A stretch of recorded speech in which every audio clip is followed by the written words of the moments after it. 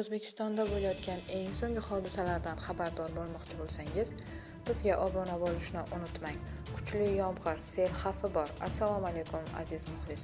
Agarda bizning kanalimizda mehmon bo'lsangiz, bizga obuna bo'lishni hamda videolarimiz ostida bir dona like tugmasini bosib qo'yishni unutmang. O'zgidromet prognoziga ko'ra, 24-mart kuni dushanba kuni qator hududlarda yomg'ir yog'ishi kutilmoqda. Toshkent shahrida havo biroz bulutli bo'ladi. Yog'ingarchilik Toshkent shahrida havo biroz bulutli bo'ladi. Yomg'ir yog'adi.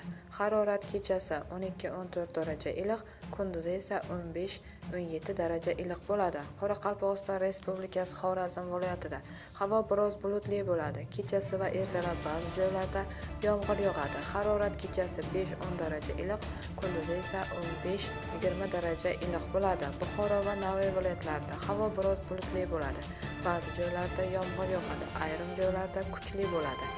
Harorat kechasi 10 daraja, harorat kechasi 10-15 daraja iliq bo'ladi. Toshkent, Sirdaryo, Samarqand, Jizzax viloyatlarida havo biroz bulutli bo'ladi. Yomg'ir yog'adi, ba'zi joylarda kuchli bo'ladi. Harorat kechasi 9-14 daraja iliq, kunduzi esa 12-17 daraja iliq bo'ladi. Qashqadaryo viloyatida havo biroz bulutli bo'ladi. Yomg'ir yog'adi, ba'zi joylarda kuchli bo'ladi.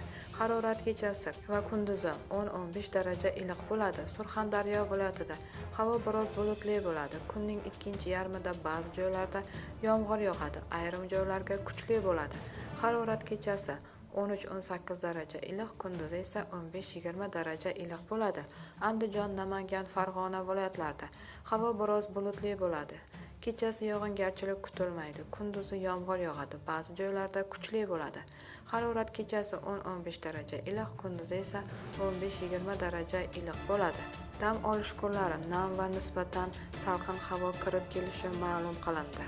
9 ta viloyatda tog'li va tog'oldi hududlarda sel kelish xavfi e'lon qilindi. Bu xabarni barcha do'stlarimizga jo'natib qo'yamiz hamda videomiz ostida bir dona like tugmasini bosishni unutmaymiz.